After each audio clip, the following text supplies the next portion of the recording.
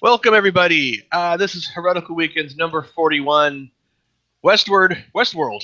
Ho! Did I get that right? Yeah, that was perfectly executed. Westworld Ho! It's probably because I just like to say ho. Anyway, this is the Heretical Weekends crew, and this is me, Mischievous Heathen, joined always by Run Gava Guy Run and Turtle 2080. How you Hey, guys doing? good. Happy Halloween! Yeah, same to you. I kind of expected a really creepy Gavagai avatar, actually, but that one's kind of creepy. But I'm just saying, But it's standard. We've seen that now. yes, but we've seen that one for several shows.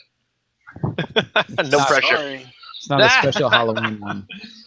But today we're talking about the show Westworld, and if any, I always forget what cable channel it's on. Is it HBO? Yes. Yep.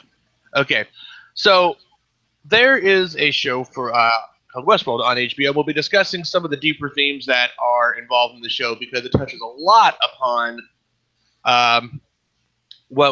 consciousness and what else we got? Free will, morality, personhood. It's a very deep show beyond the surface of a sort of sci-fi drama, and so we thought it'd be very interesting.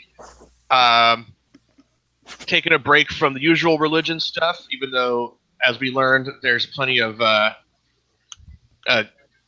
god complex like tendencies in this show.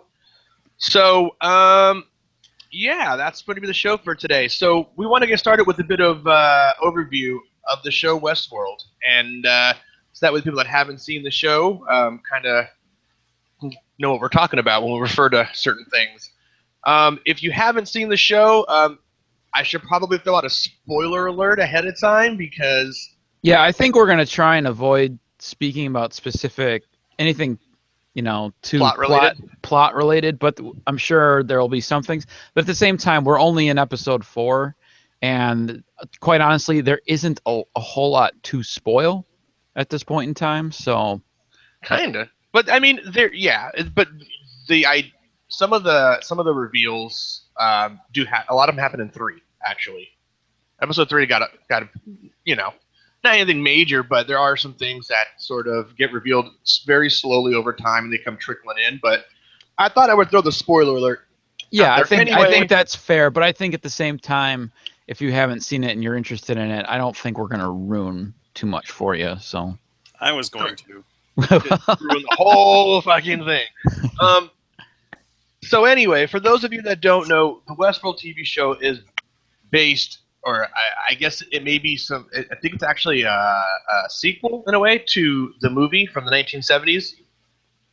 I have not seen it, but I was under the impression that it's basically a reimagining of it. I don't think it holds the same continuity. Reboot. Well, I don't know if it's even a reboot necessarily because spoiler alert, but they on the show mention a critical failure 30 years ago, right? And ever recall that the first Westworld 30 years ago? They said that there hadn't been any kind of accidents or something Okay. like that. The original Westworld movie was made 30 years ago. Mm-hmm. So the idea is that the critical failure they speak of, or the accident from the first movie, or from the movie, is actually the one they're referring to because it's literally 30 years ago. Yeah. Pretty coincidental. Well, I don't think it's a coincidence, but I don't necessarily think it means this is the same continuity. To me that just seems like kind of a wink to the audience as like get it kind of moment, but Gotcha. But it could be. I mean, it could be the same. Let's not get caught up on that shit. So anyway, Westworld, the show. One of you guys want to take away kind of what Westworld is, other than a sci-fi drama? Explain to us what Westworld is if we haven't seen it. You want to take this, Gav guy, or? Sure. Shockingly quiet today. First of all, I'd like to say that HBO stands for Hell Boiling Over. Why is that? Because that's why. That's what it stands for. That's what it is. So Gotcha. Westworld is set in the future, and it's a Western world with robots. The end. Good night, everybody. It's like a theme park. Yeah. And there are all of these characters who are robots, and they refer to the robotic characters as hosts. And they would go about their business kind of reliving the same day of their lives every day. If it weren't for the guests, who are normal human beings, although in the future, who are coming to visit this theme park, essentially. But the robots don't know that it's a theme park. They believe that they are living in the real world as real people, and they have emotions, they have all of these different things. And in the process of going through their daily lives in this world, they kind of intertwine some of their narratives and storylines. The humans get involved, and they go about their business. And similar to some video games that are where you can just kind of wander around and do anything you want with the characters in the video game, you can do the same kinds of things in this Western set theme park called Westworld. Right. It's essentially a big giant theme park.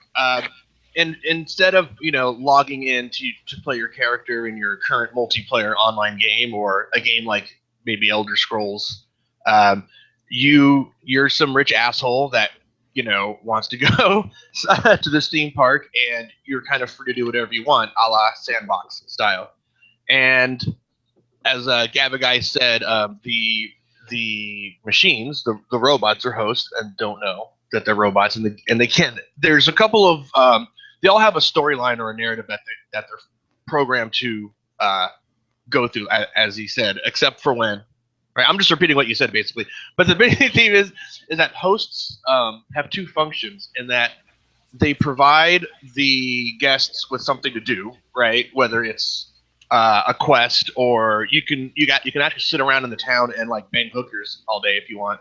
But there's a secondary directive in that they're also supposed to keep the guests on the right path or keep them safe, and that's kind of overlooked as well. I'm not sure if you guys picked up on that, but they have a second narrative where they're supposed to keep the guests kind of guided on the same path or the right path.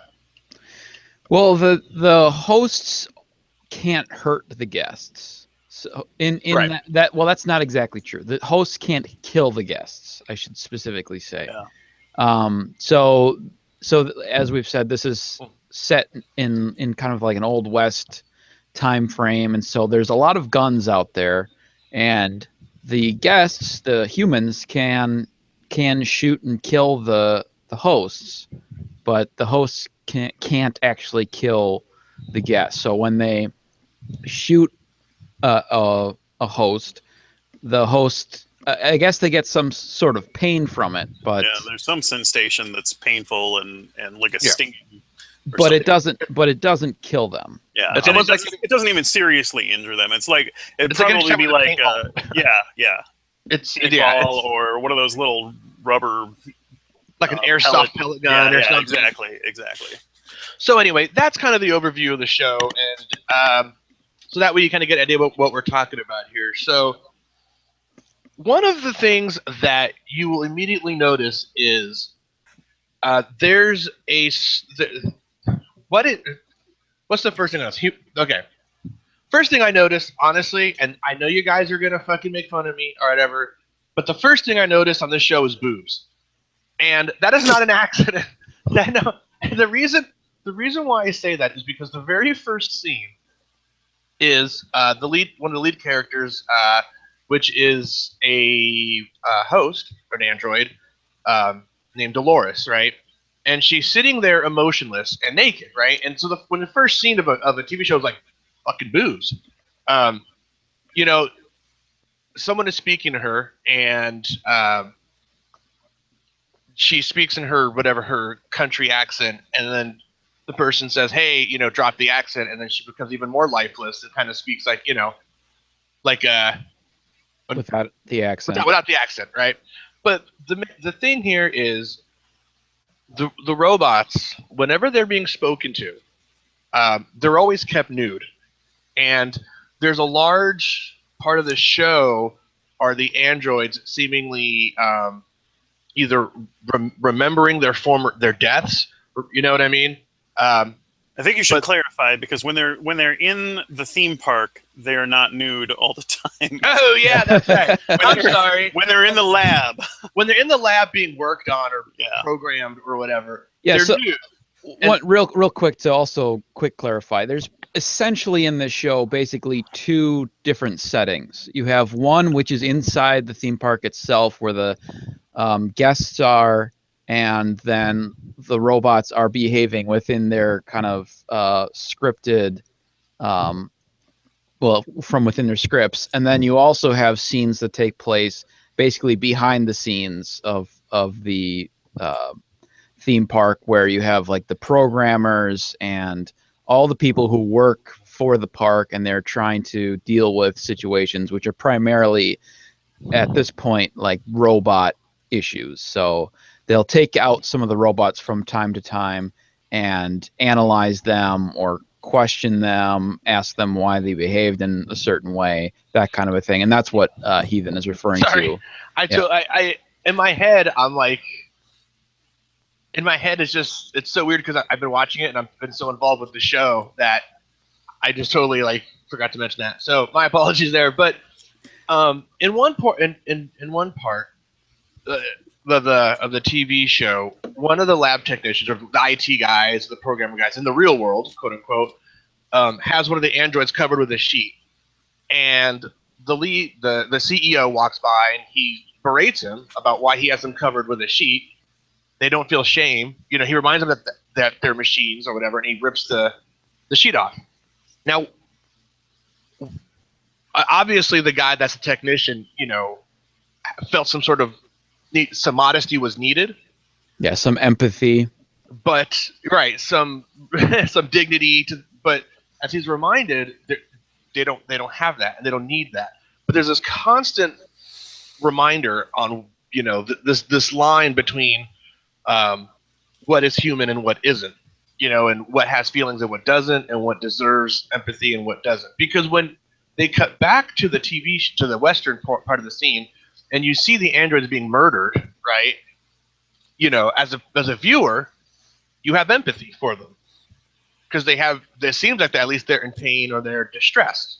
right? Well, and they look exactly like humans, so there's no, and I don't know. One of the things that I've wondered about is how do the humans who are involved in these, you know, storylines and things like that, well, they are permitted to shoot the hosts, but they can't shoot other people, right? So, and it would be difficult unless you happened to personally know the other guests, or, you know, got to know them through whatever, who is who. So that hasn't been made clear to me how they keep that straight, and maybe it's not important for the storyline, but Yeah, I don't. Well, I mean, there is the one scene where the two kind of our two main guests are like in a saloon or whatever, and the new guy asks that very question, and the other guy says, "Well, the quickest way to find out is to shoot them."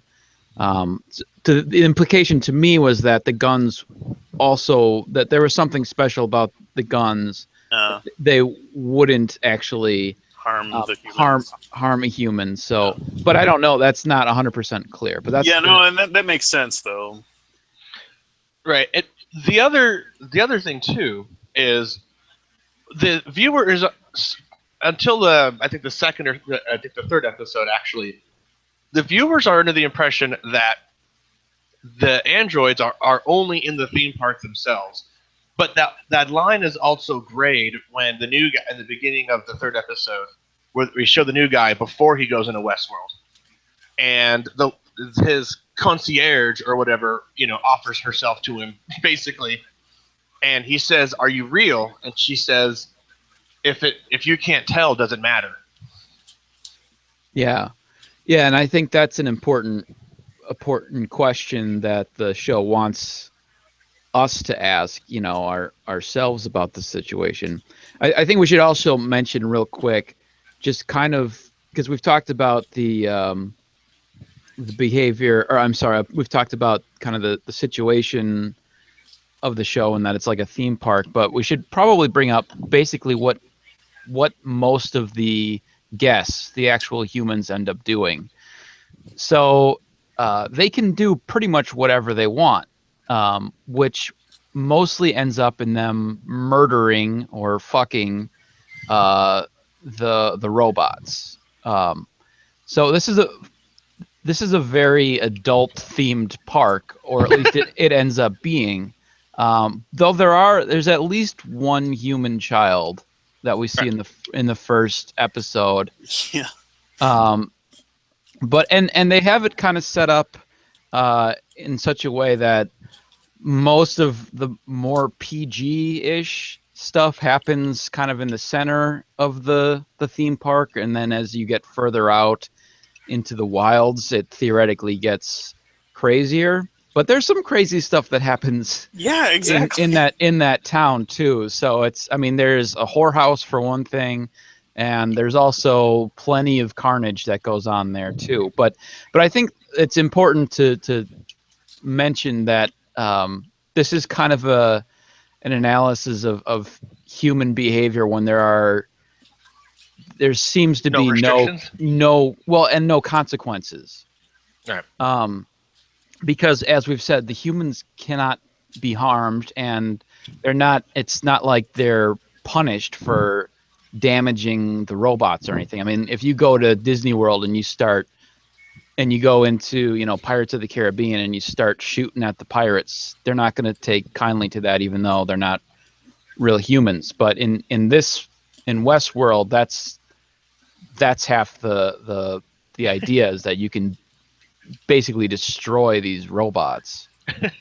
If you start shooting at Disney World, they may make a frowny face. Yeah, they're probably gonna escort you out. That would be the best possible outcome if you started shooting at Disney World. You're like, sweet, I just got kicked out. This is amazing. But yeah, Disney hates the Second Amendment. The idea of humanity in general, right? So you get to see this dichotomy of what happens to humans when there are no consequences or restrictions, right? And then you start feeling empathy for the robots, and in many ways, it's sort of this like an abstract sort of view of like the human condition, right? So it always reminds me of when I saw it the first time. Like, have either of you heard from a Christian or a theist or a religious person where they go, well, if there's no objective morality, everything's permitted, you can do whatever you want, rape and murder and all that stuff? Yes.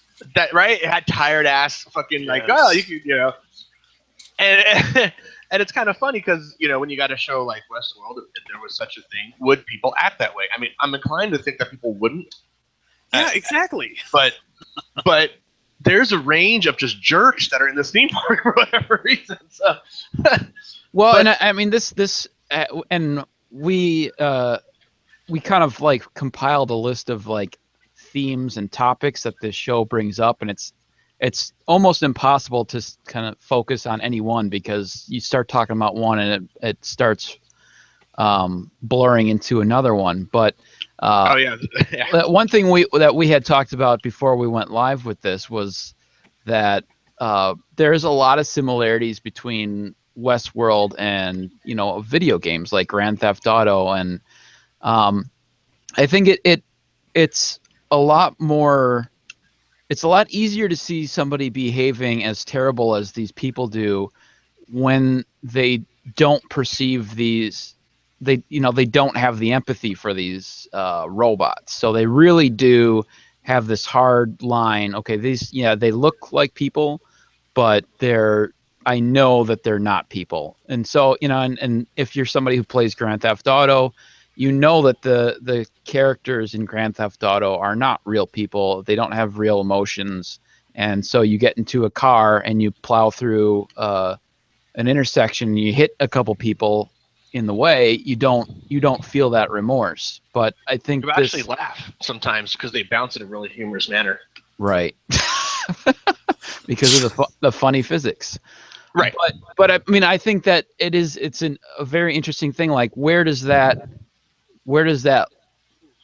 we cross into another line where we have to start saying, okay, you know, this is no longer a non-feeling entity, you know? And I think that's an interesting question that this show brings up. Where does the morality? When do we start encompassing things into our morality? I mean, and we do this, you know, in real life outside of, you know, AI or whatever. You talk about animals, or, you know, where do we say, okay, you can't, you know, have dogs fighting each other, you know, but Right. we do all kinds of other things, you know, that like, I don't think, you know, I shouldn't say not anybody, but most people wouldn't be concerned if you had like tarantulas fighting each other, you know, or something further down, praying mantises, you know, something like that. I think most people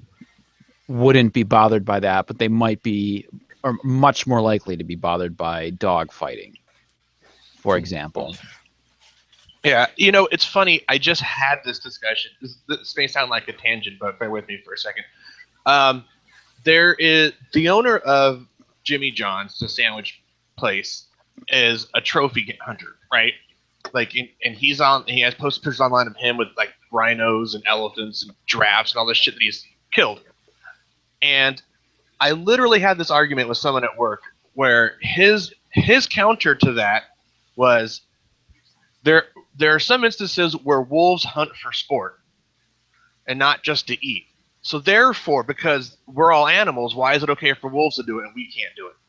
That was his argument for flying over to Africa, paying tens of thousands of dollars, and shooting a big animal for no reason other than to pose with it, right?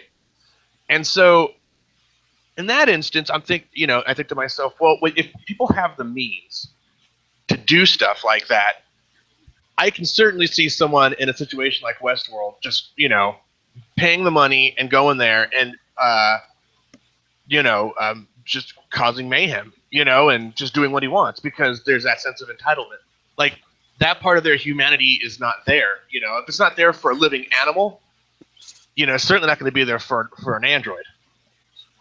Right. Maybe. I don't know. I mean, it's hard for me to evaluate. Like, I don't even like the video game versions of this. Like, it makes me uncomfortable, and I know, there's no harm, there's no real harm being done, and I don't know what it is. Maybe there's something wrong with me, but I'll take it because I would rather be in a world where people are bothered even to that level, and oversensitive or over empathetic toward other beings, whether it's a illusion or not. Yeah, me too, actually. Right.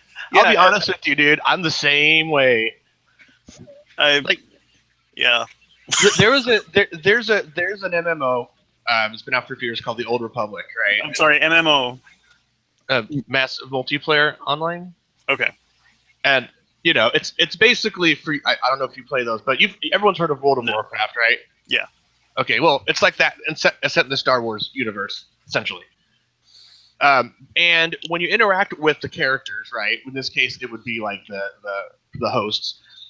You're given a set of moral choices, right? Because you can choose either the Empire or the Alliance, whatever, And so if you play like as the bad guys, quote unquote, and you play one of the Force-using characters, you can have them at certain instances like do things like kill themselves or stuff like that.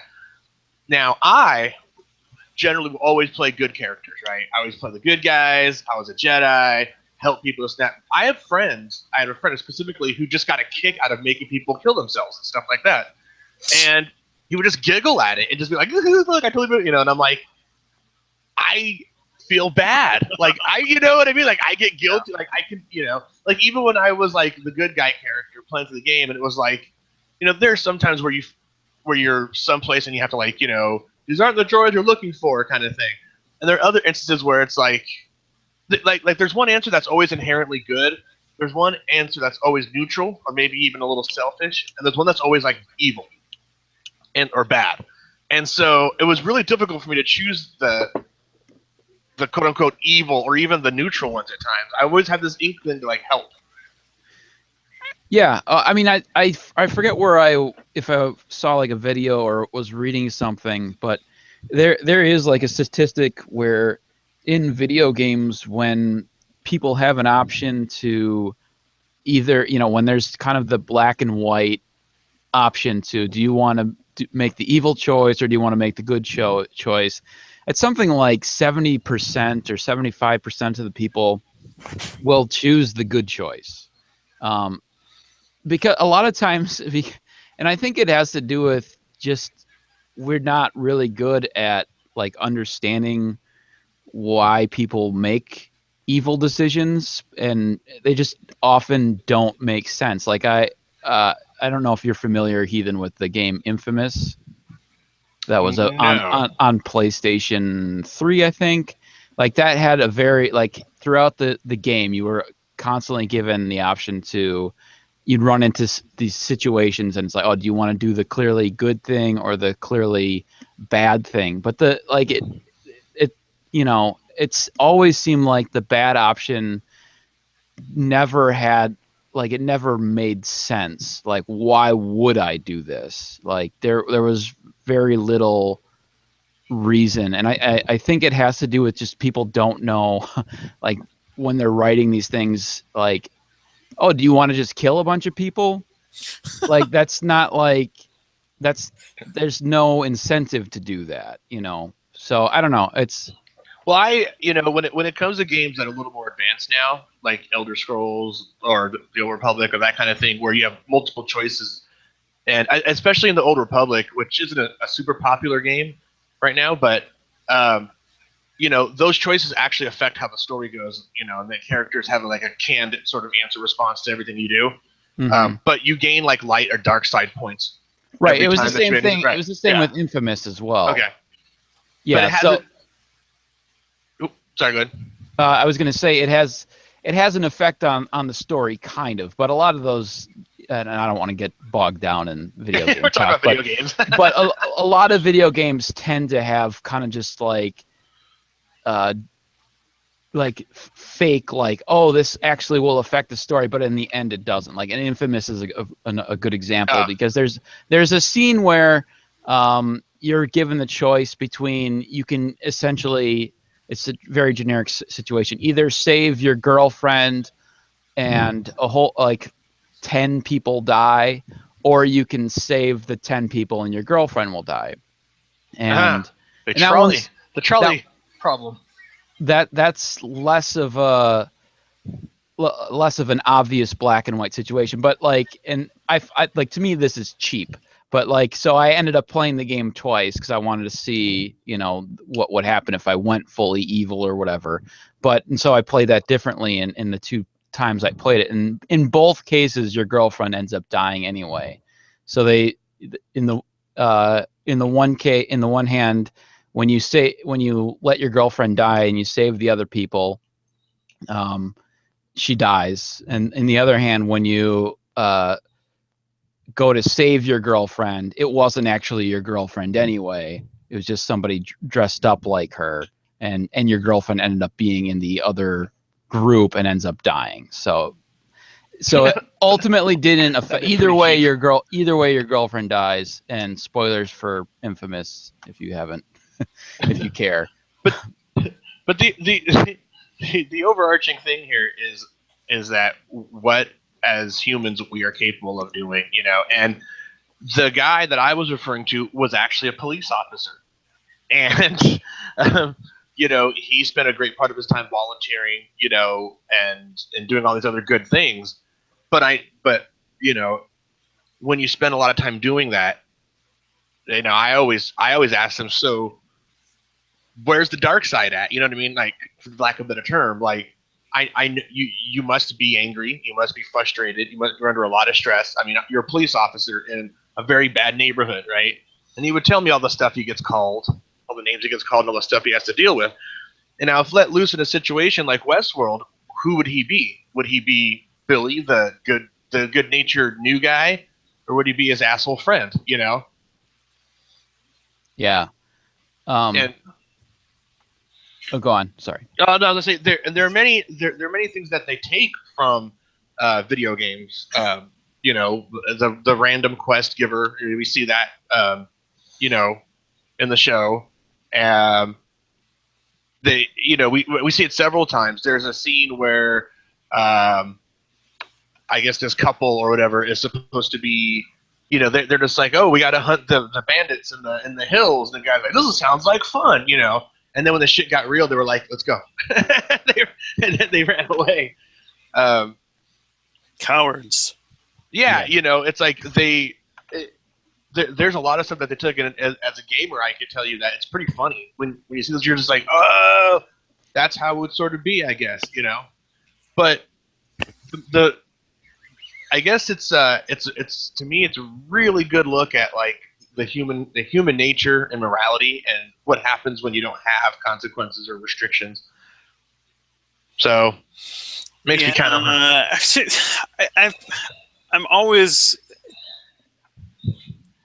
It bothers me a little bit because I think that fictional renderings like this tend to paint the human condition, quote unquote, in a more bleak, right, more bleakly than it really is. Right. I mean, like we've all kind of suggested already. I think I don't think people would go through and do this. It doesn't bring me any pleasure to hear someone else like screaming in pain or fear, or that bothers me deeply. Yeah. I hate that, and I want to. It brings this protective and I want to go and help those people. Whether they're robots or not, the illusion of it is real enough that I would do everything in my power to try and stop whatever was causing them to behave in that way, just because that's that inner in me, that sense of empathy that I can't diminish that, and I don't know. I would be the same way, dude. Honestly, actually, not to be crass, but I don't think I'd ever leave the brothel because that is hard to believe. That one hooker is so ridiculous. Like, I just whenever she comes on screen, I'm just like, how do you not? I don't know. Anyway, which one? The Russian. Her face is so weird. I know. She's like completely like I get it. She's kind of odd looking in that sense, but you gotta look at her modeling pictures. Like, if Google her model, like this sounds so creeper now. But if you hence the reason Heathen couldn't make it through the first episode. I think he was just doing some research for today's episode for this right here. We'll go with that. But I don't know, man. I don't know. It's just I don't know. There's something about her. Yeah. Again.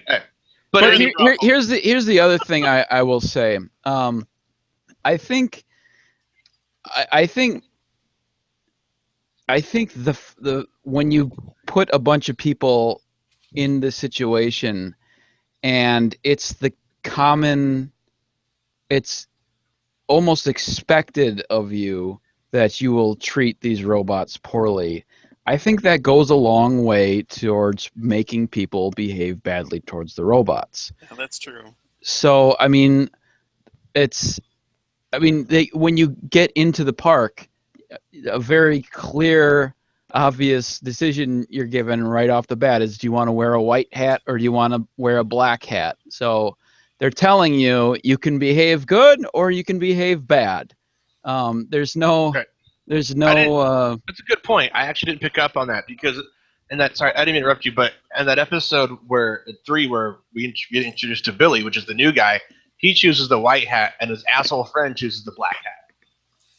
Right. So I mean, it's almost encouraged that you behave this way, and when you have this is basically the norm. You're not looked down upon for doing this. I think that would have a big effect on how people behave. Like Stanford's prison experiment, right? I mean, that's you've got a good point.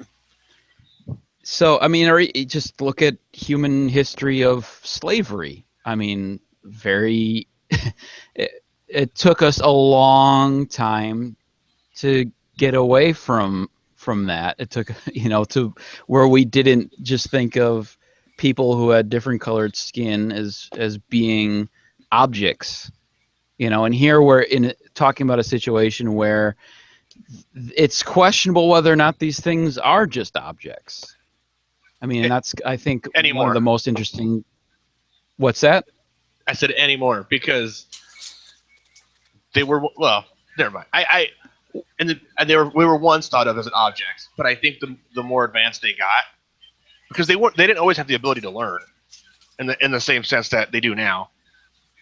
Well, but as you were saying, the at the very least, the people working for the park want these to be just thought of as like Anthony Hopkins' character very specifically thinks of these things as objects and wants to reinforce that mindset, which is a little surprising, and I liked that because the way that they set up, and I won't get into spoilers or anything, but the way they set up Anthony Hopkins seemed very kind of is it John or whatever from the original Jurassic Park, just this kind of well-meaning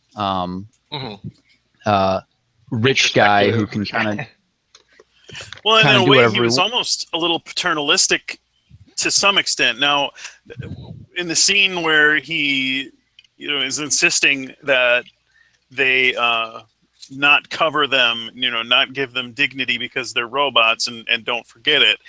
That actually threw me for a loop because of his previous interactions where he was, interacting with, one of the boy. Well, the boy was one instance. The other was the bartender, I think it was the very first episode. Yeah, that's actually our introduction to him. Yeah, right. Go ahead. I was gonna say, how great is Anthony Hopkins, though? This is gonna sound like that guy. How old is that guy? He's got to be in his 70s, right? He's old. He's old, and that dude still got it. He is great on this show. Yeah. He acts the shit out of that show. He is an yeah, exactly. He acts the shit out of it. He to me steals the scene almost every scene he's in. You know what I mean? Unless there's boobs, and then they steal the scene, and then Anthony Hopkins. Right. Well, you can't top boobs. Can't top boobs. Can't top boobs. Especially not Anthony Hopkins. No, but I think that he looks upon them very, like you said, there's a very fatherly sort of aspect to him. But I think there's that discreet sort of, not discreet, but there's that cunning about him that understands people. And I think this is just my guess, spoiler alert, but I think part of the plot, that they haven't shown us yet was what happened. There was some critical failure that happened in the original Westworld. And that could result from people forgetting that they're robots or developing attachments to them. You know what I mean? Sure. So while he understands and is very paternal to his creations and all that, he has to make sure everyone else, doesn't blur that line. Yeah. Well, and I think especially, when you've got that many employees and there is such a, close resemblance, like that would be important to not have people get emotionally attached to these machines, which you have to fix and you have to put into storage or, I mean, even to take a step, not that extreme, but like when you're in a position of authority, or, if you're a supervisor or a boss, I mean, you have to some extent, cut off your empathy a little bit with the people you're in charge of, just because if you get too emotionally attached to people, it can be difficult to tell them you're fired. Well, to tell them you're fired, or to even just correct them. And I've run into that because I am a supervisor, and I like the people that I am in charge of, but it gets difficult to get them to do what they need to do sometimes if I'm too forgiving, or even as a parent, you have to kind of draw the line. You have to draw the line, and you can't just be Sorry friends. Yeah. Or if you're a dog owner. Well, it's funny because there's a radio show that I listen to, and one of the guys on the show grew up in a farm, and he told a story about how they'd have calves and stuff like that, and they'd be sort of like you get attached to them. They're sort of like pets, and then one day you got to take them out, and you have to take them to the butcher and have them killed, and because that's what you're eating. And for the other people on the show, they're just like that's to them it was almost like it was so there was so much empathy for animals that they couldn't understand how somebody could actually like name you have pigs, or a special pig, or a special calf in this instance, and you pet it, it came to you when you called its name, and then one day it's like, well, we got to take the little Geppetto. Yeah, it's time for him to go. We're to eat him, or how they went to the fair, and they have like the contest for like the biggest pig or whatever, and he said that at the end of the fair, they take the pigs, to cut them up and slaughter them, and you would see gaggles of kids like crying because that's the pig that they raised, So if people have that attachment to I mean, they're animals, and if you talk to the people at my work, who, by the way, everyone I think except for me is voting for Trump, so it's very. I'm not even joking. It's like very Second Amendment Trump sort of motivated in my work, and so these people, for the most part, love their pets, but they have no problem with big game hunting, so it's a weird thing how people get emotionally attached to things, and under what circumstance. Well, and then what is it? Not Steven Pinker. Who's the other guy? There's a book, The Moral Arc. Hang on. Moral Arc. Hang on. Gabba guy's Googling. Yes. So is Heathen, but Michael Googling Sherman. boobs. Michael Shermer, I believe it's in the Moral Arc. He talks about kind of circles of or moral spheres, and so what gets included in your moral sphere depends on the culture you're around and what they consider and things. And so we've grown from kind of in-group morality where, yes, don't murder, but if you kill somebody from that other tribe or whatever, that's not murder, that's protecting your tribe, and that's okay. And then we realize, we're of the same race, and I'm using scare quotes around that, but the other races are not the same as us, and so we can kill them or we can enslave them. And then so our spheres have grown, and we've grown to include things like animals to some extent. And so one of the things, and we talked about this, is just how this kind of plays at that question of well, where do we draw the line? What is a person, and what are these robotic characters? Do they qualify as people? We can control them. We can turn them off. We can do things that we can do to computers and technology that we certainly wouldn't consider persons, but at the same time, they're experiencing or ostensibly experiencing emotions and Pain. and pain. Well, they're acting like they're in pain. Yeah, but Yeah, and where's the cutoff, right? right, yeah, and I think that's a great question, and that's a question that I find very interesting. Is when does it cease to matter if it's a simulation of pain versus real pain? And I mean, the pain we feel is in a sense fake as well. It's just our evolved way of our brain informing us of something that doesn't work for us. If you get your hand cut off, it's just your body saying, "Hey, this is a problem. This is a problem." And whereas, Putting it lightly, but yeah. but I mean that's Yeah. I mean, because you can trick your brain into feeling that sensation without. I mean, it's possible to stimulate your brain in such a way where you have that sensation without it actually being the case. And sometimes people, I mean, pain is such a poor. It's like so blind as to what's actually useful. It's this very blunt instrument that is not particularly accurate all the time. And we feel, a person, again, who has their arm cut off, can still feel phantom pains, years after it's been cut off or amputated or whatever. And it doesn't necessarily correlate to anything useful, but it's there, and it's just this thing that evolved and is generally useful, but is not always useful. But Well, so now as we move along in episodes of Westworld, right?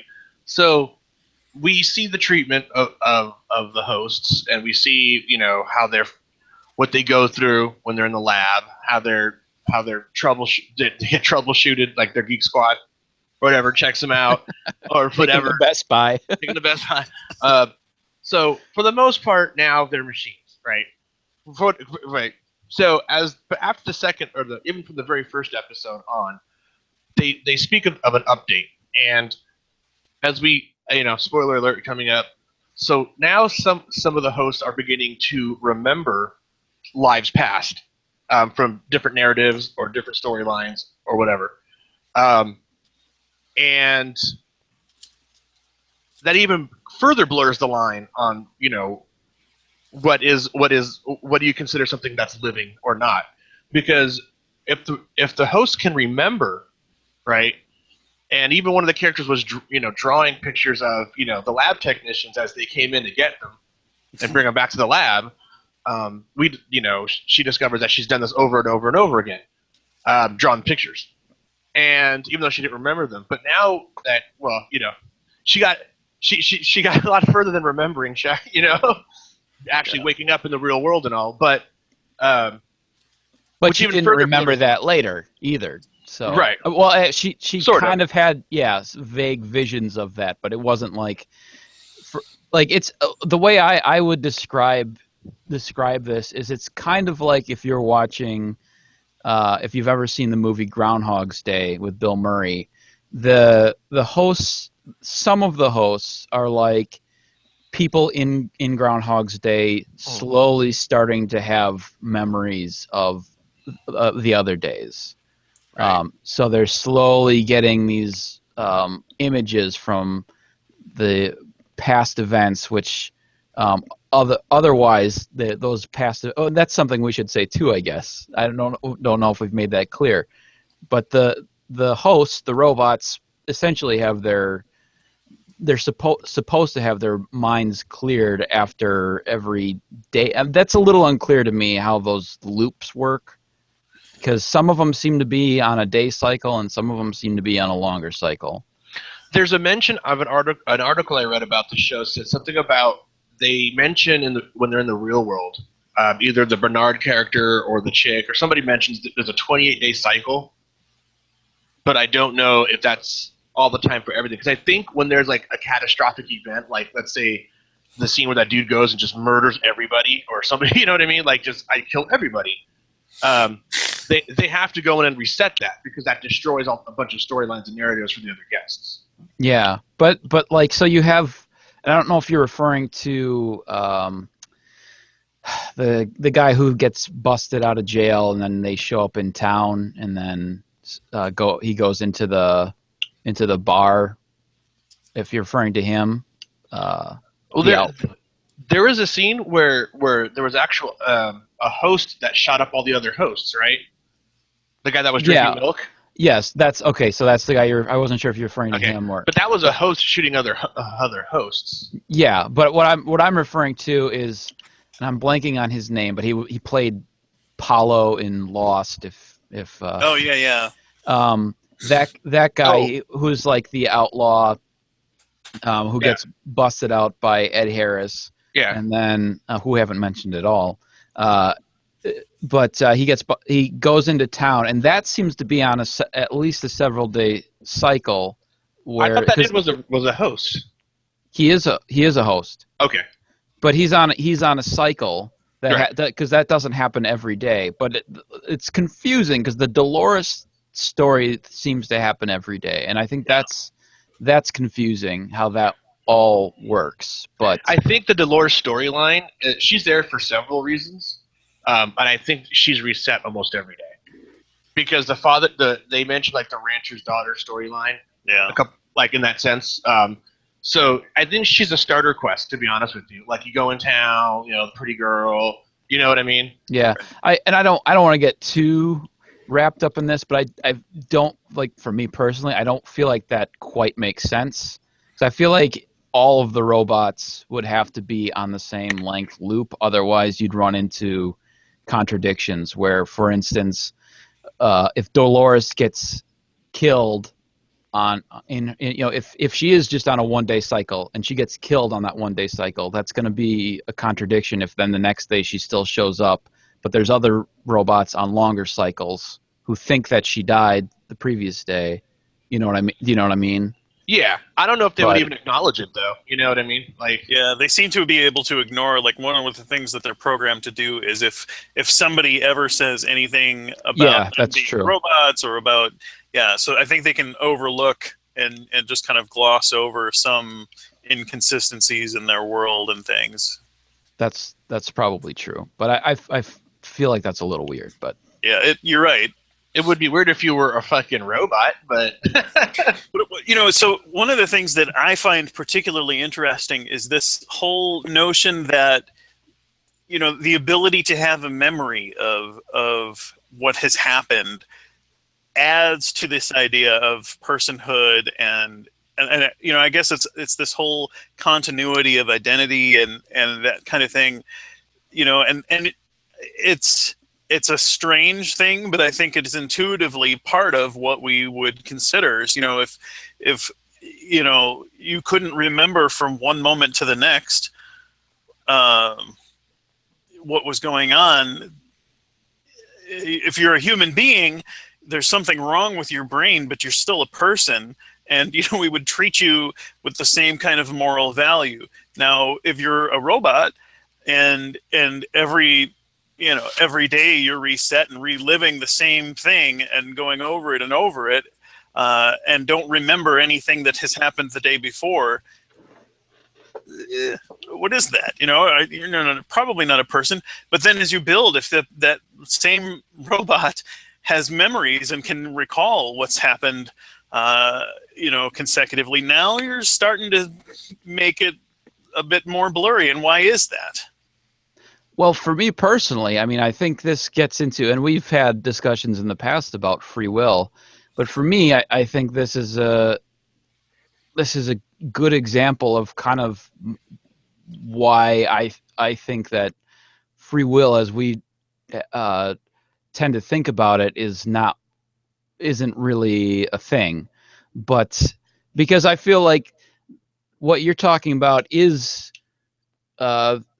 what we think of as free will. The difference is we can think back on what we could have done differently, but in reality, there's only one way it would play out because of we do things based on whatever's in our brain at that moment in time. But in the future, when we look back on that, we think, oh, well, I could have done this or I could have done that.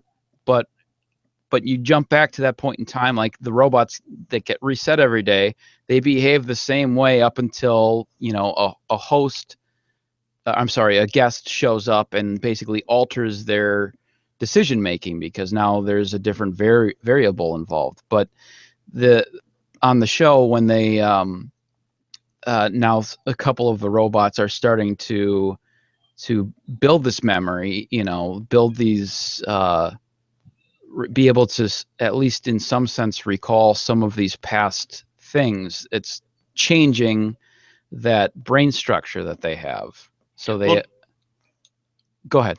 I was going to say, when you have memories, and they're essentially, building and building, what you now have are experiences. And if the robots are having experiences, quote unquote, that to me, even makes it more complicated, because now they're not just now that they're not just having memories, right, but they're understanding, and they're experiencing the fear again, and pain and all that good stuff.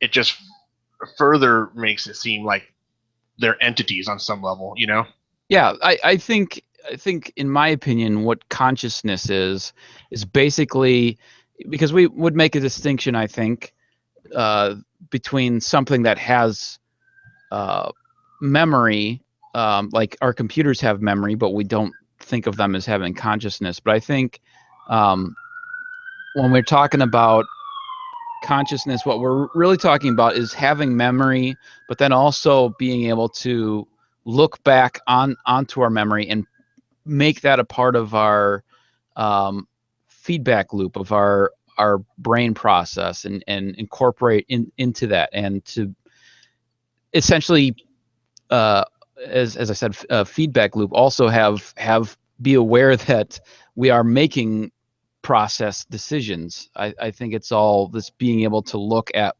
one's internal workings, and I think being able to have these memories come back for these robots is kind of the awakening of what we would think of as a consciousness, in my opinion. Right. Now, if the robots themselves, like early on, before this update, right, before they were really remembered or anything, what? Oh, you inhaled. I thought you were going to say something. So no. Well, let me just quick interject, because and I hesitate a little bit because I don't want to jump into spoilers, but I'm not completely convinced that the update is what is causing this, but okay, yeah, is causing I'm calling it. Right, I get what you're saying. I'm referring it to that to avoid any spoilers. Okay, fair enough. Because that's what they initially thought it was. Yes. So, so before the update, right, they acted pretty much like they were supposed to. But they were fed narratives, and they were programmed for certain. Yeah, very very scripted, and this and that. So now when they're starting to remember and they're experiencing things and this and that, the idea that they God, I fucking have a brain fart right now. The idea that their neural network, or whatever would be considered their brain, right, is now aware, that sounds strangely close to consciousness, because before they were just machines being told what to do. Now they're still machines, but now they're understanding. You know what I mean? Like now they're aware. Maybe not that they're machines, but they're aware of their existence. And then as the series unfolds, they're aware of their existence on a meta level. Not, they're at least one android knows or knew at one point that she was not really in the West. You know what I mean? In the old West, because she woke up in the real world. Yeah. Oh, yeah. Correct. Yeah. Wasn't sure if you were. That was a great scene, by the way. But it was. Yeah. That was awesome. Yeah, and this kind of gets us into, And I maybe there is a better term for it, but I don't know uh, a good term for it. But I just wrote it down in my notes as being matrixy. It's like sort of like solipsism a little bit, Right. in that just that kind of like, are we really in the world we think we are in, and Right. that's we're talking about the robots at this point in time, because the robots, as much as one of the robots is able to believes that they're, in the old west, um but Yeah, the hot hooker does. right, right, the hot hooker does. But I mean, there's basically, at this point it seems like there's two there's basically two robots that are, opening up their eyes, and there's other robots that are kind of behaving oddly, but we don't have any kind of real sense of what's going through their circuits. But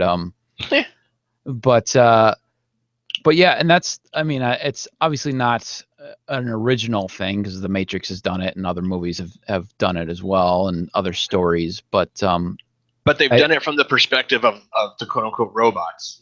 yeah, Like the bigger like the real world, quote unquote, is the reveal. Like we know it's not we know it's not real going in. yeah, and so I mean, I think that is an interesting. I was thinking about this, I think during the last episode, like how it would have been interesting to um try, and I don't know if they would have been able to pull it off as a TV show, but if they had tried to do this show. Oh, we lost Gavagai.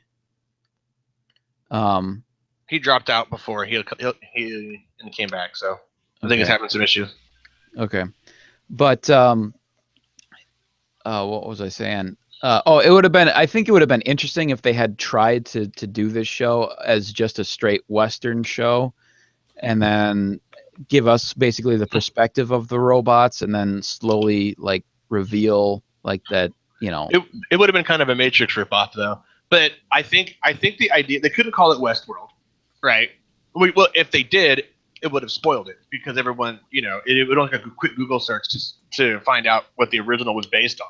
Right. And Yeah. if they didn't call it Westworld, then nobody in primetime wants to watch a fucking Western. They'd have to market it sort of as Right. a Right. And sort of I think it would have been too difficult to pull off as a TV show, just because I think a lot of people would end up guessing what's going on, or at least be in the ballpark of, oh, there's well, this.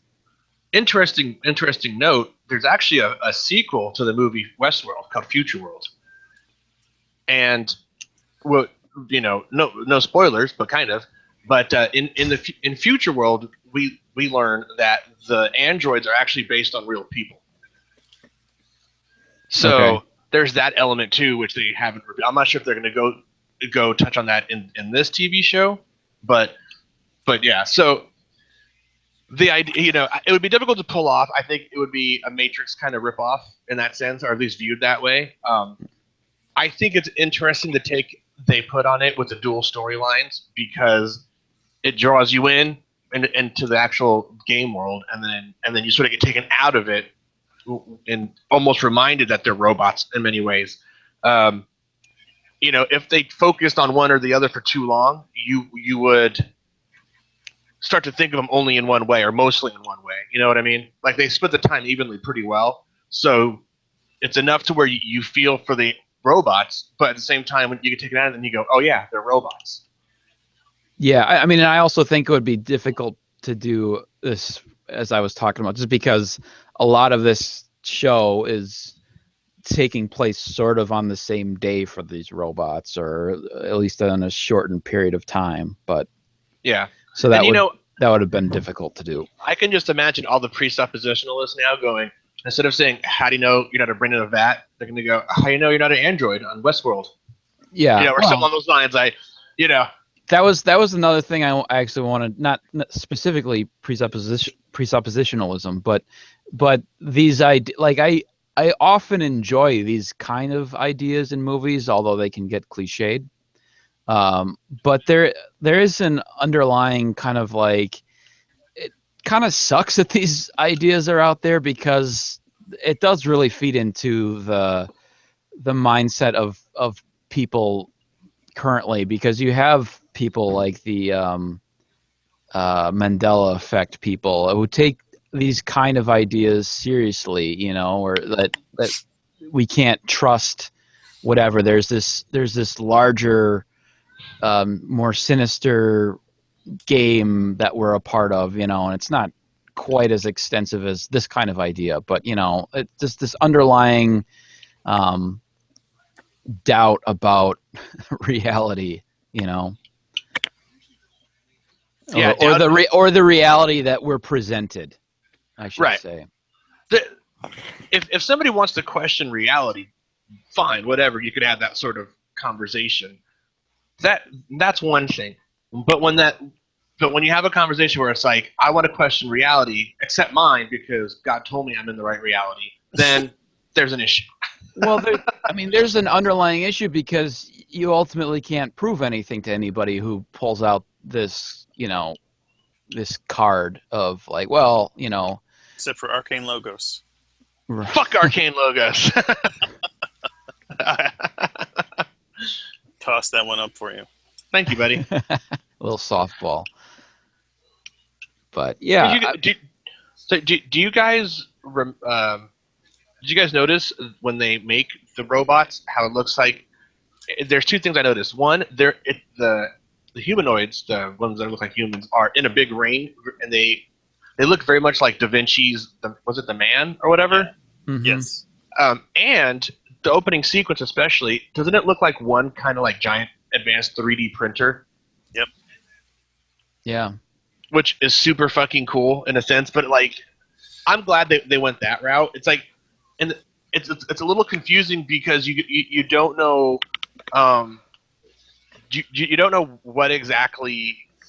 There's no robotics, right? It's not like those movies where you see like circuitry, right, or anything like that. I take it as being like a very futuristic small circuitry, and they weave it into the actual like physical material. Yeah, because they're almost like stringing together the muscles and sinews and tissues and things with this 3D printer kind of thing, but it follows the same patterns as organic matter and biological structures and things, but it's all kind of this white, synthetic, milky synthetic, stuff. Yeah. Yeah. Am I right? Yeah. Yes.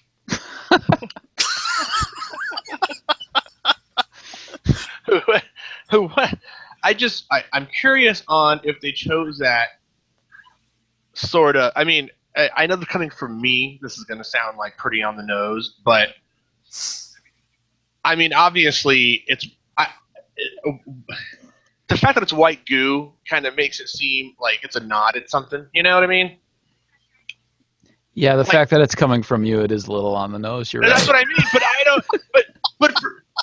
But for what?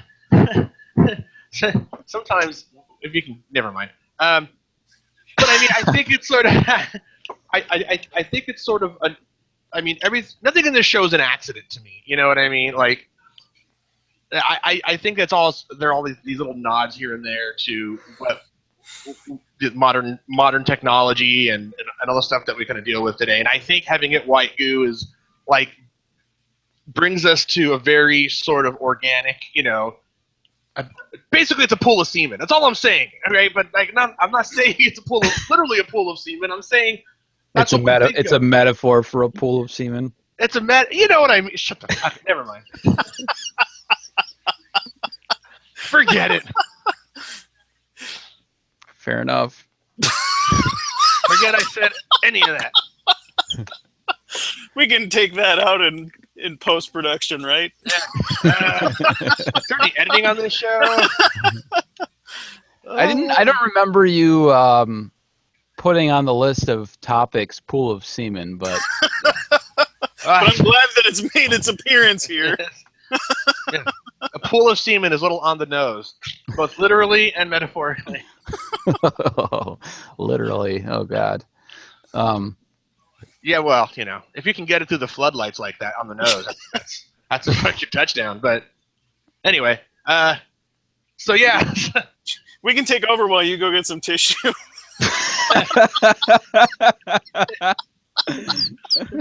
guys don't know what I'm doing back here. My camera's off. All right. But anyway, so that's pretty much what I got. I mean, my last topic was perceived reality. So Yeah. it's interesting that it's me from it's from the perspective that it is from. There are sort of a lot of fan theories out there regarding the hosts actually being in the real world as well. Sure. lot Like, was it you that mentioned the one concierge or whatever who Right. was Well, seems to be a host? one of the fan theories is that Bernard, right, the lead engineer, is actually a host. Mm-hmm. And I'm not sure if you read that. And the reason that they say that is because there was a scene in the very beginning where he talks to, not very beginning, probably in the episode 1 or 2, where he talks to Anthony Hopkins' character, and he says, "I know how that brain of yours works," or something along those lines.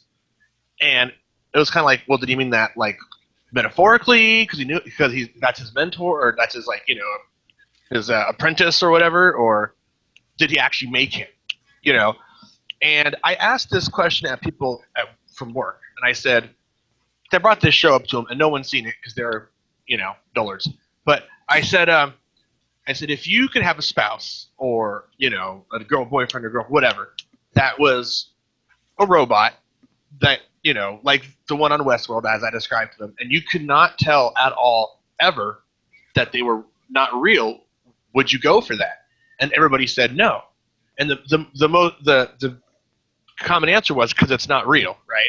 So they're already making, pretty, strides, especially in Asia and China, with those artificial humans, like robots that respond and recognize facial expressions and that kind of thing.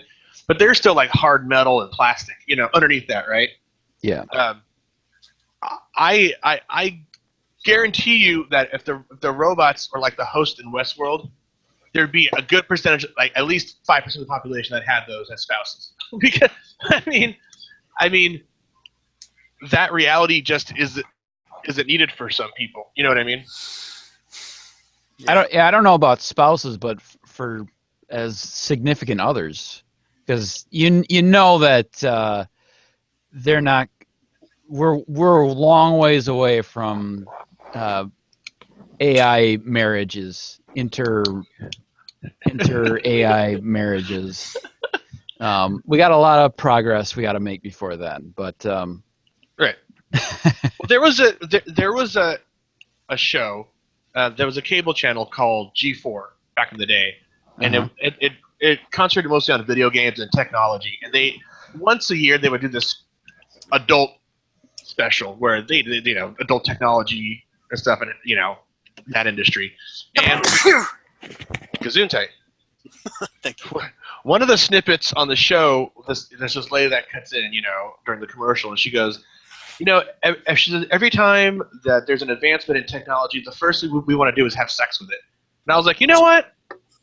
That's probably the truest statement ever. You know what I mean? Because like we as humans, right? We invent stuff, and then it's like, well, how can porn be? You know what I mean? Like, how can porn work into this?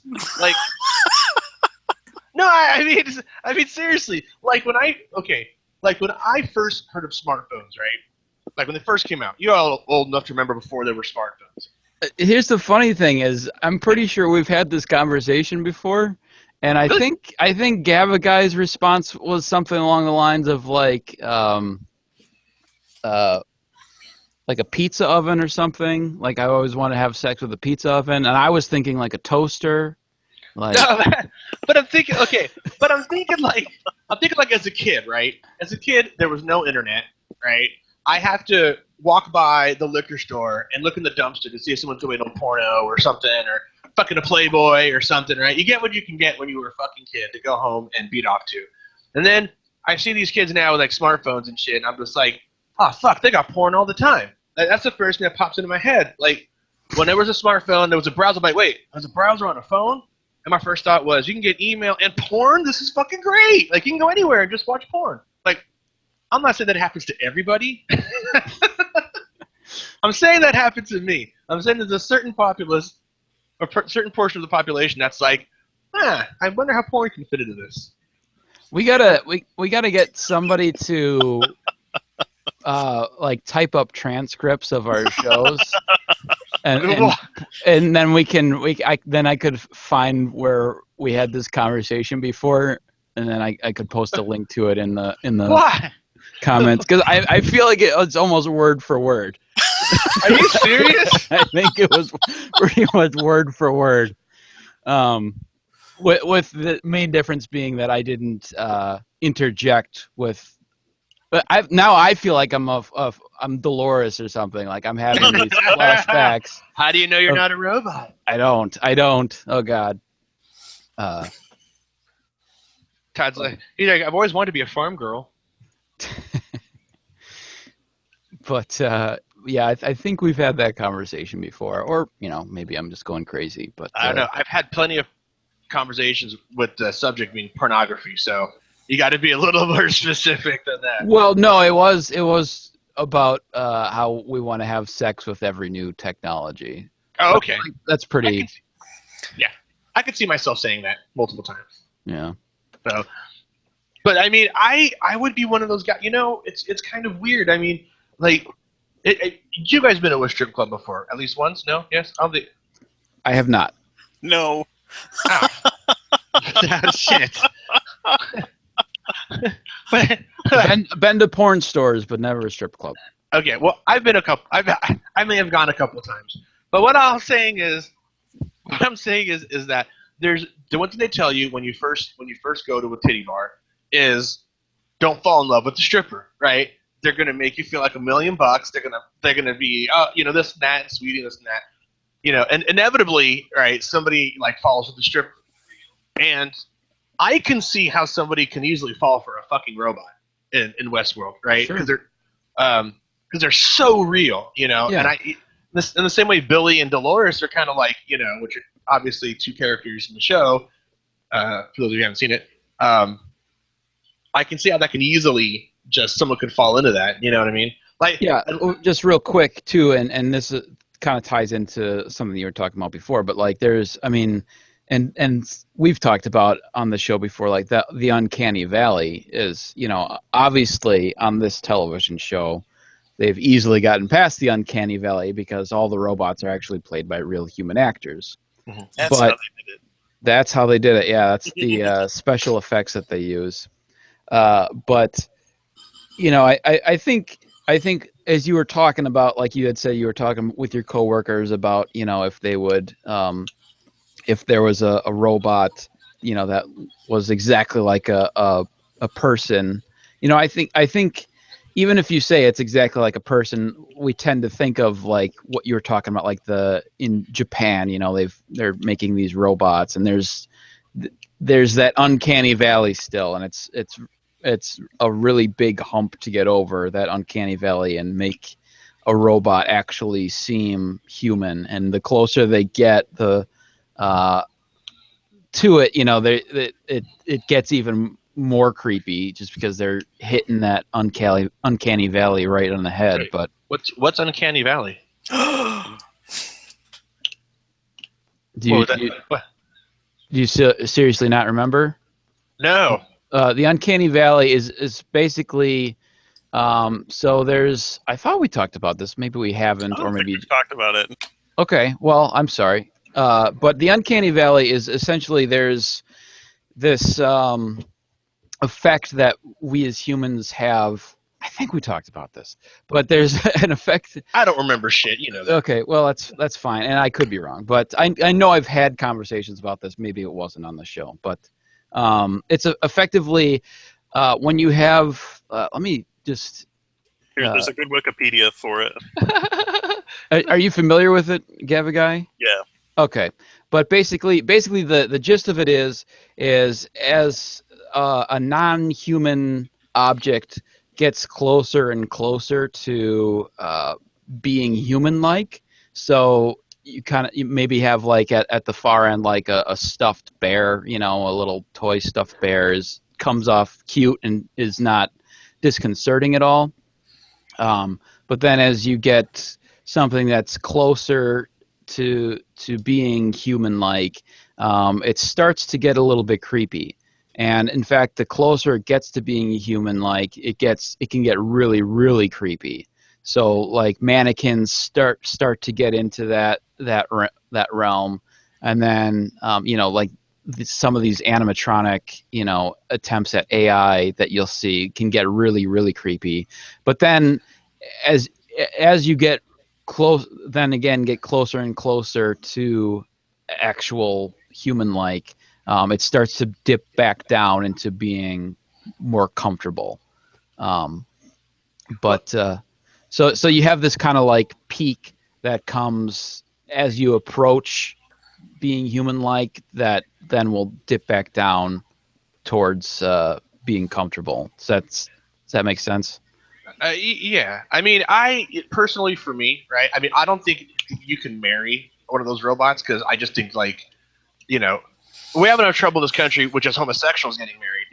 Those, but I think they have to be like an organic being, and then that may become the requirement. But I will say this: if I can get if like the hot hooker, if I can get her in a home model, wow, hell, wow, fuck yeah, I would. I don't understand. I was like, I don't understand. Like she acts real, she feels real. I don't have to take her anywhere. I mean, you know what I mean? Like she doesn't eat. So I mean, I don't know. Like I think I could entertain that theory for a while. This is why you're not in a serious relationship. No, I'm just saying if the hot hooker came in, like let's say maybe I can get a good lease or something, and just a really really expensive blow up doll. Get her in that. Yeah, you just sort of go in and like a car, like you go, okay, I want the 2017 model. Whatever height, whatever weight you want. That'd be awesome. But I mean, they'd have to be like the Westworld kind. They can't let those creepy Chinese robots. You know what I mean? Right. You know what Definitely. I mean, the logistics of it, though, right? They're hookers. So how do they clean out like all the fluids and stuff? You know what I mean? Like I'm sure we saw that one room where they were cleaning out like bullets and stuff. I'm sure they've got a whole department dedicated just cleaning out human sexual fluids. But I mean, yeah, but that out would of all the orifices. But what if she goes more than one in a day? She's a hooker. You know what I mean? I wonder if there's like Iron Man has like that flushing system. Like maybe like internally there's some sort of like cleansy. I think we've gone beyond the scope of this show. I'm sorry.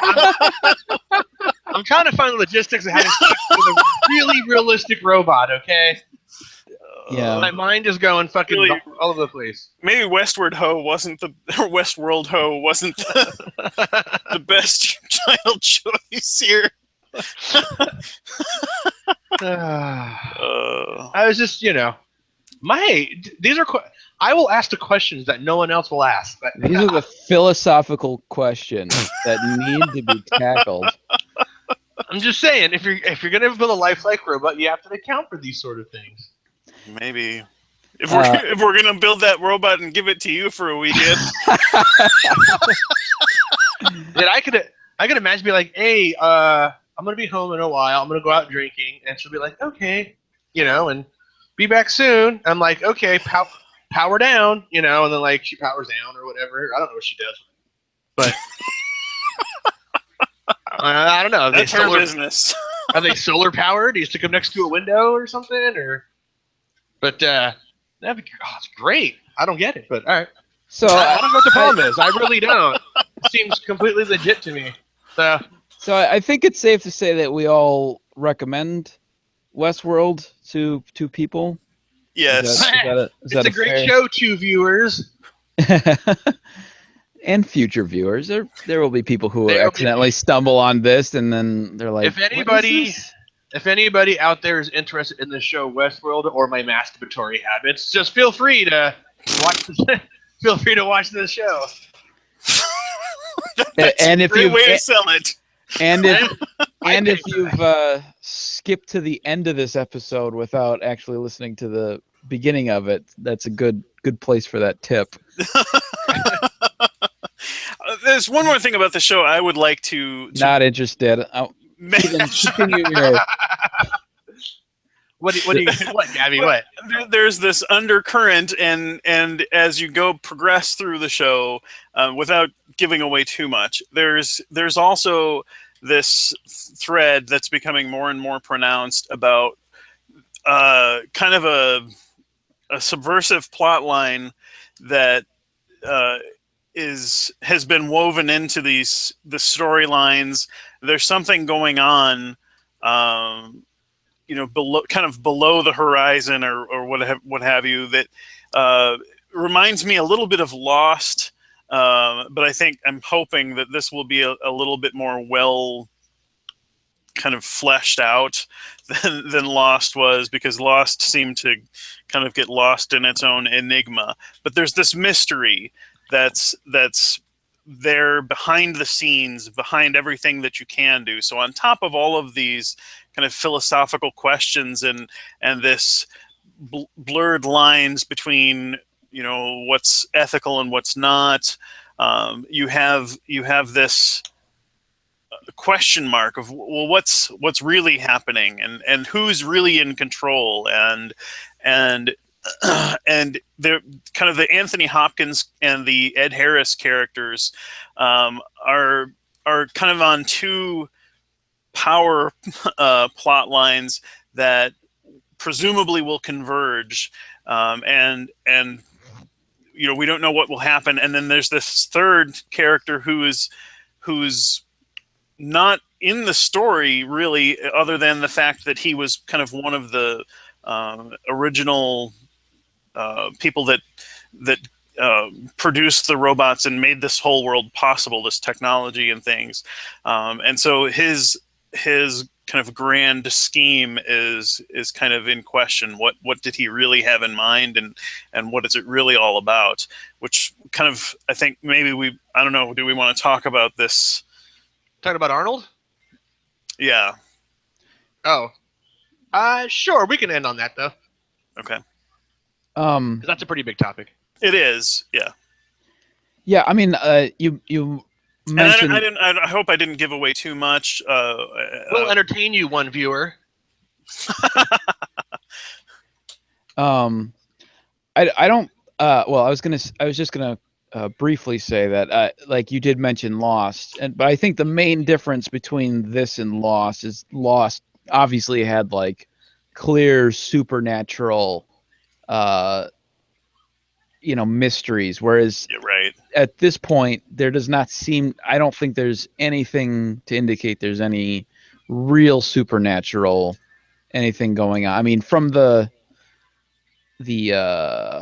host's perspective, it might seem supernatural, but we have, a better understanding of what's going on than they do. Though obviously we don't understand everything, but right. Yeah. Well, and there's no suggestion at all that there's anything other than technology. I mean, it's advanced technology, right? But it's still naturalistic and based in science and what have you. So, what do you want to talk about with Arnold? Well, I just wanted to. It was kind of saying, with regard to the show, there's this other aspect of it that's there that makes it intriguing and compelling, and drives along this background story on top of all of these other questions that are kind of teased at and prodded at, and they're kind of slowly taking us down this path in subtle ways. And I think they do a really, just the storytelling is done very, very well. As you've already suggested, there's a lot kind of in it, and it's, I think, carefully written and carefully produced in a way that's kind of artful and has layers that you can look at and watch and rewatch to kind of get the to more I'm depth. totally lost. I've seen the show, and what are you talking about? Just like you said. What? No, I think Guy's referring to the things we've been talking about for Oh, okay. this Yeah. entire show, I like thought you the philosophical Right, there's that. conundrums. Yeah, but then there's also this mystery that's also in the backdrop that Right. they're slowly kind of revealing as they go along, and so that's kind of another theme that's kind of pushing the storyline forward.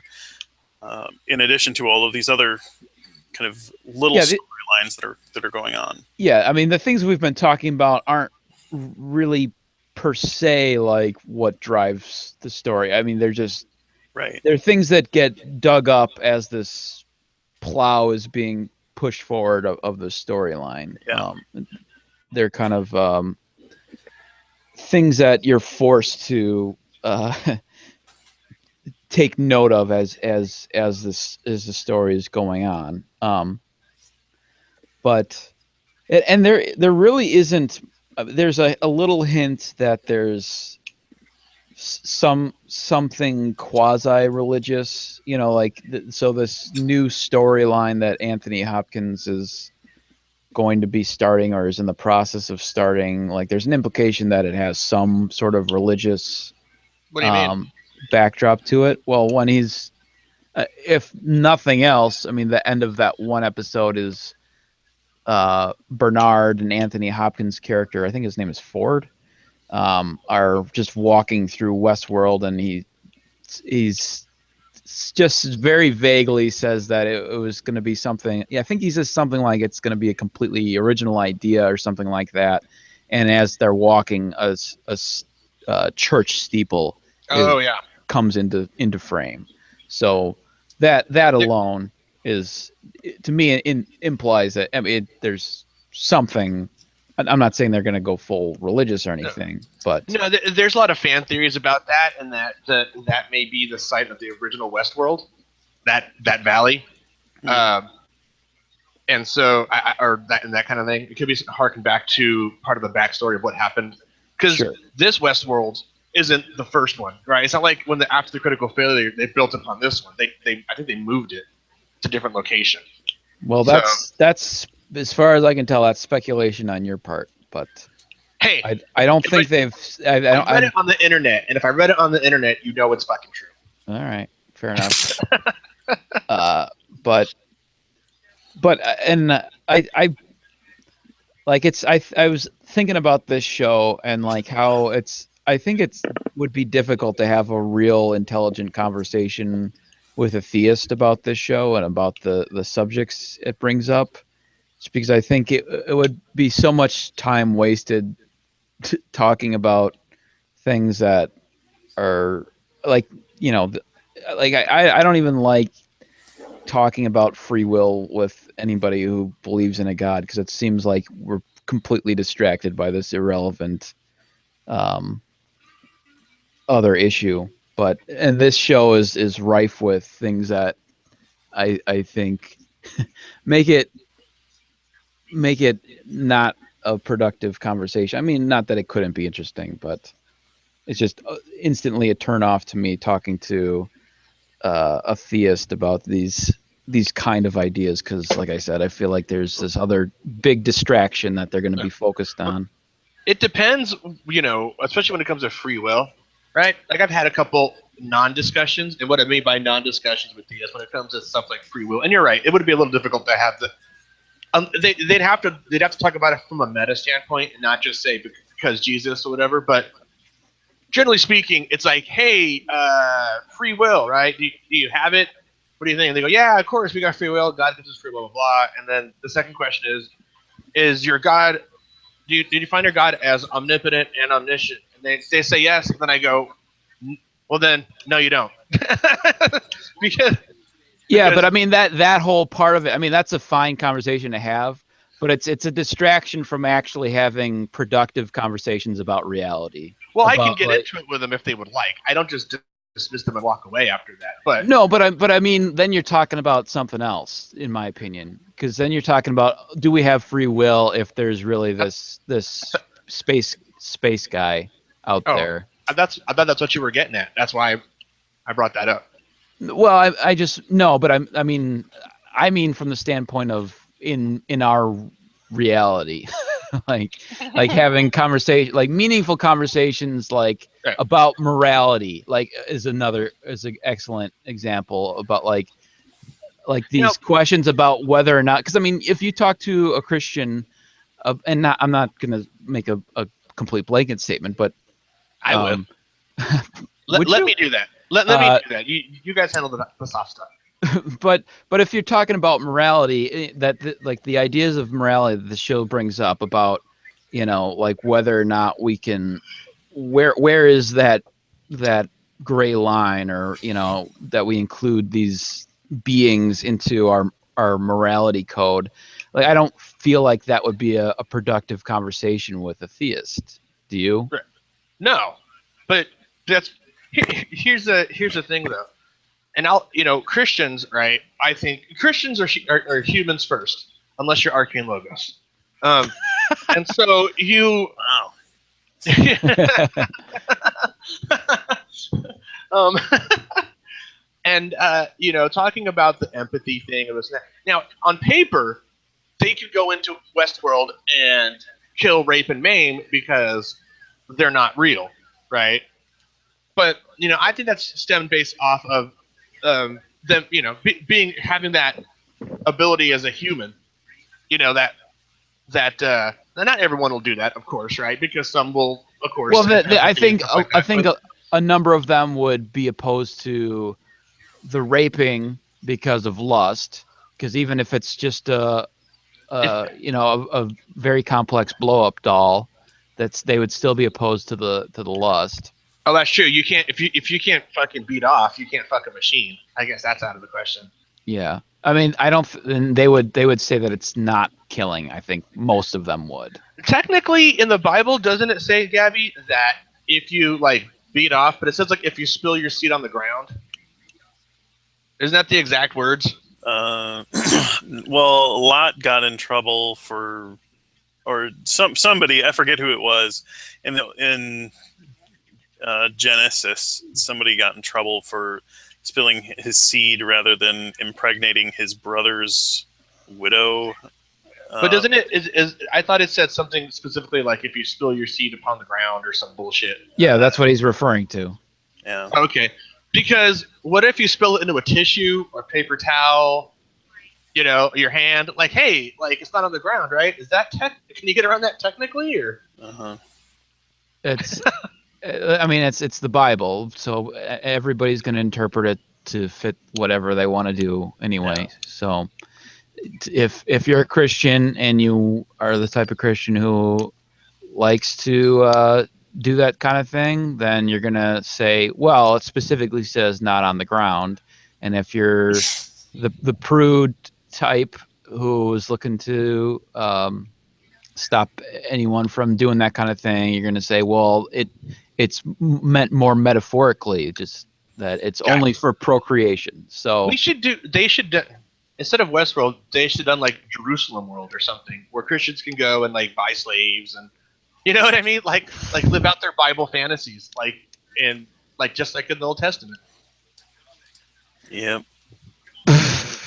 Okay, they could actually see what it was like back in the day, where it's like they could kill someone on the Sabbath, like look at that guy, let's get him, and then like Stone him. let's stone him. This is all good. So, but anyway, do you guys have anything else? I think we've flogged this topic to death. It's always funny because like when the conversation devolves around to like my sexual habits, like Gavin guy always just becomes so distant. He's like, fuck. We've It got to happened this point. again. gotten to this point in the conversation. Oh, God damn it, we're already a half an hour into the show. Damn it. now, oh, he's just talking about his penis again. God damn it. But anyway. All right, folks. Well, I think that's going to wrap it up for this show. New episode airs tonight of The new episode airs tonight, and I hope everyone has HBO so they can watch it. Because, as we all know, that is the most legal way to watch.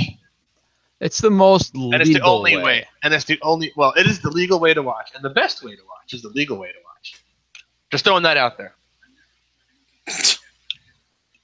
Thank you. What? It's the way I watch. That's the way I watch, too. Okay. Oh, what? I have no idea. What are you talking about? You're gonna give our two viewers like this bad impression of me or something. Yeah, if they listen to the show. Yeah, that's the thing, right? That's the thing. That's the thing that puts him over. Ah, fuck. Look at this. He's fucking questionable. So anyway, thanks everyone. We'll see you in a couple weeks.